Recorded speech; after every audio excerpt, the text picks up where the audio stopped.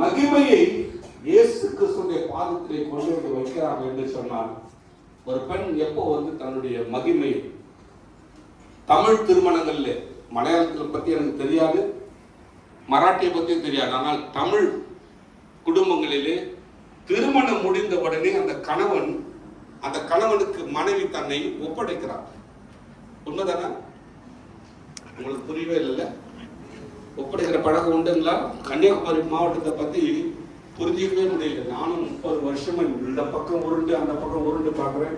தம்பி தங்கராஜ், ஆனால் புரிஞ்சிக்கவே முடியல. என்னன்னு சொன்னா, திருமணம் என்றால் முதலாவது தாலி கட்டுறது யாரா இருக்கும்? கணவன் தான் மனைவிக்கு தாலி கட்டுவாங்க. இங்க தலைகீழ நடக்குது. நிச்சயதார்த்தம்ன்ற பேர்ல வந்த உடனே அந்த பொண்ணு இந்த பையனுக்கு ஒரு தாலி போட்ட பிறகுதான், அதுக்கு பிறகு நான் சொல்லுவேன், நிறைய நம்ம சபையில் இருக்கிற எல்லாருக்கும் புரியும். இந்த திருமணத்துல நிச்சயம் வரும்போது கவனமாக இருங்க.